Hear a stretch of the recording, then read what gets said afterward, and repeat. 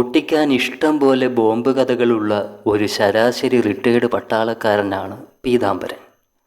എവിടെ അവസരം കിട്ടിയാലും പണ്ട് കാർഗിൽ യുദ്ധത്തിൽ പങ്കെടുത്ത ചരിത്രം അയാൾ അയവിറക്കും. ഇന്ത്യ പാക് സായുധ പോരാട്ടത്തിൽ വിജയശ്രീ ലാളിതരായി മഞ്ഞുമല ഇറങ്ങിയ പട്ടാളക്കൂട്ടത്തിൽ മൂവർണ്ണക്കൊടിയും പിടിച്ച് പീതാംബരനുമുണ്ടായിരുന്നുവെന്നാണ് നാട്ടിലെ പാട്ട്. കേട്ടവരെല്ലാം വിശ്വസിച്ചു പോകുന്നതുകൊണ്ട് പാട്ടിലെ സത്യാവസ്ഥ അന്വേഷിച്ചൊന്നും ആരും പോയിട്ടില്ല. പക്ഷേ എന്തൊക്കെ വീരസം പറഞ്ഞാലും അയൽവക്കത്തെ നാരായണനുമായുള്ള അതിർത്തി തർക്കം ഇതുവരെ പരിഹരിക്കാൻ പീതാംബരന് സാധിച്ചിട്ടില്ല. ഓരോ തവണയും പരസ്പരം കാണുമ്പോൾ ഏറ്റുമുട്ടാൻ വെമ്പുന്ന രണ്ടു ശത്രുരാജ്യങ്ങൾ പോലെയാണ് അവർ തമ്മിലുള്ള ഇരിപ്പ് വശം. നാരായണൻ്റെ മോളെ കല്യാണമാണ്. വസ്തു വെച്ച് വായ്പയെടുക്കാമെന്ന് കരുതി ബാങ്കിൽ അപേക്ഷിക്കുകയും ചെയ്തു. അവർ വന്ന് അളന്നപ്പോൾ പീതാംബരൻ്റെ കണ്ണുകൾക്ക് ബോധിച്ചില്ല. അങ്ങനെ തെറ്റുകൾ കണ്ടുപിടിച്ചതിൽ തുടർന്നാണ് അവർ പരസ്പരം തെറ്റിപ്പിരിഞ്ഞത്. രാജ്യത്തിന് വേണ്ടി പലതും സഹിച്ച് മഞ്ഞുമലയിലും മരുഭൂമിയിലും കൊടുങ്കാട്ടിലും കഷ്ടപ്പെട്ട ജവാനാണ് താനെന്ന് അയാൾ അലറി. പലതും ത്യജിച്ച് ജനങ്ങളെ സേവിച്ച തന്നോട് ഈ കള്ളം കാട്ടരുതെന്നും പീതാംബരൻ പറഞ്ഞു. നീ വെറുതെയാണോ പട്ടാളത്തിൽ ചേർന്ന്? എല്ലാ മാസവും വലിയ കൂലി വാങ്ങിയിട്ട് തന്നെയല്ലേ നീ ഈ കാണുന്നതെല്ലാം ഉണ്ടാക്കിയത്? ഇത്രയേറെ ആനുകൂല്യങ്ങളില്ലെങ്കിൽ ആരാ പട്ടാളത്തിൽ പോവുക? പീതാംബരന് ഉത്തരം മുട്ടിപ്പോയി. അതിലേറെ ആത്മാഭിമാനത്തിന് ക്ഷതവും സംഭവിച്ചു. രാജ്യത്തെ മൊത്തമാണ് താൻ അപമാനിച്ചതെന്നും പറഞ്ഞ് സ്ഥലം പോലീസ് സ്റ്റേഷനിൽ പരാതിയും കൊടുത്തു. 4 വട്ടം കൊമ്പൻ മീശയും കടിച്ചു പിടിച്ച് അതിൻ്റെ പിറകെ നടന്നുവെന്നല്ലാതെ നാരായണനെതിരെ കാര്യമായിട്ട് നടപടിയൊന്നും ഉണ്ടായില്ല. ആ വാശിയിൽ അതിർത്തി തർക്കം സിവിൽ കോർട്ടിലേക്ക് എത്തിക്കാനും തുടർന്നൊരു പാവം പെണ്ണിൻ്റെ കല്യാണം മുടക്കാനും പീതാംബരന് സാധിച്ചു.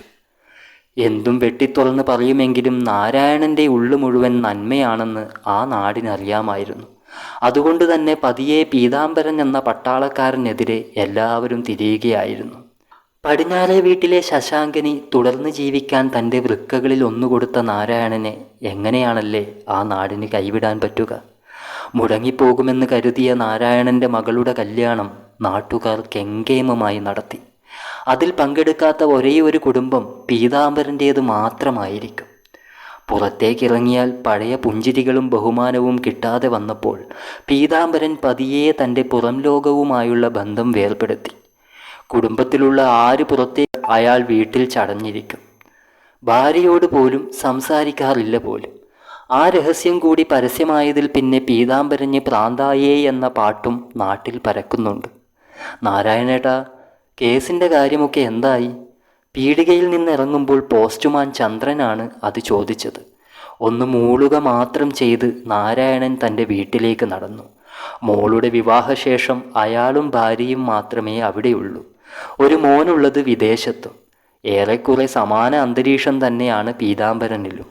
വീട്ടിലേക്കുള്ള നടത്തത്തിൽ മുഴുവൻ നാരായണൻ ഓർത്തത് അയാളെക്കുറിച്ചായിരുന്നു. അന്ന് ഭൂമിയുടെ അളവെടുക്കുമ്പോൾ തൻ്റെ അച്ഛൻ അതിരിൽ നട്ടു നനച്ച പുളിമരമായിരുന്നു നാരായണനിൽ അവകാശ തർക്കമുണ്ടാക്കിയത്. ഇതുകൂടി ചേർത്താണ് വസ്തു താൻ വാങ്ങിയതെന്ന് പീതാംബരനും ശഠിച്ചു. അങ്ങനെയാണ് തർക്കം മൂത്തതും അയൽവക്കം തമ്മിൽ എത്രയോ അകന്നതും. തൻ്റെ പറമ്പിലേക്ക് കയറും മുമ്പ് നാരായണൻ ആ പുളിമരച്ചോട്ടിലേക്ക് വെറുതെ ഒന്ന് പോയി. സന്ധ്യയുടെ നിറങ്ങളെല്ലാം തൂകിയ അതിൻ്റെ തണൽ 2 പേരുടെയും പറമ്പിൽ വീണ് കിടപ്പുണ്ടായിരുന്നു. അന്ന് രാത്രിയിൽ നാരായണന് ഉറങ്ങാനേ സാധിച്ചില്ല. താനുമായുള്ള തർക്കം കാരണം തീർത്തും ഒറ്റപ്പെട്ടു പോയ പീതാംബരനോട് അയാൾക്ക് വല്ലാത്ത ഒരു അനുകമ്പ തോന്നി. രാജ്യം കാത്ത സൈനികനോട് മോശമായി പെരുമാറിയോ എന്ന ചിന്തയും കൂടി ആയപ്പോൾ അയാൾ ആകെ അസ്വസ്ഥനായി. തൻ്റെ അതിർത്തിയിലേക്ക് നുഴഞ്ഞു കയറിയ ഭീകരനാണ് താനെന്ന് പീതാംബരൻ വെറുതെ കരുതിയിട്ടുണ്ടാകും. അങ്ങനെ ഓർത്തപ്പോൾ കർക്കശക്കാരനായ ഒരു ശുദ്ധനോട് തോന്നുന്ന സഹതാപമായിരുന്നു അയാളോട് നാരായണൻ്റെ ഉള്ളിൽ.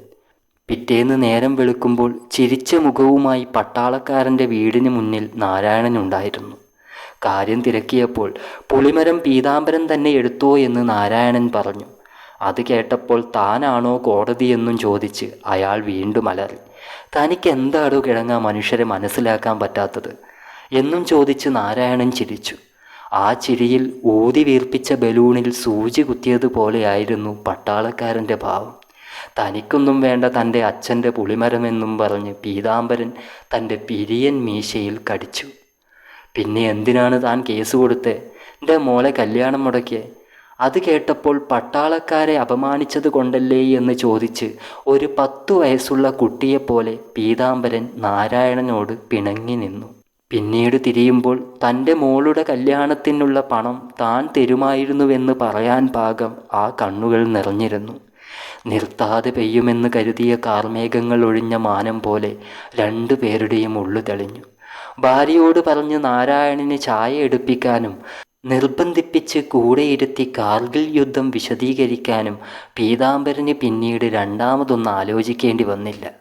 എല്ലാ അർത്ഥത്തിലും 2 രാജ്യങ്ങൾ തമ്മിലുള്ള ശത്രുതയേക്കാളും അപകടം അയൽപക്കങ്ങൾ തമ്മിലാകുമ്പോഴാണെന്ന് പീതാംബരൻ ഇപ്പോൾ പഠിച്ചിരിക്കുന്നു.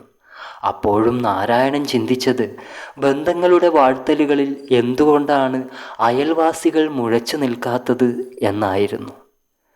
Thank you. കഥ ഇഷ്ടപ്പെട്ടാൽ ലൈക്ക് ചെയ്യുക, ചാനൽ സബ്സ്ക്രൈബ് ചെയ്യുക, സാധിക്കുമെങ്കിൽ അഭിപ്രായം പറയുക. Thank you all.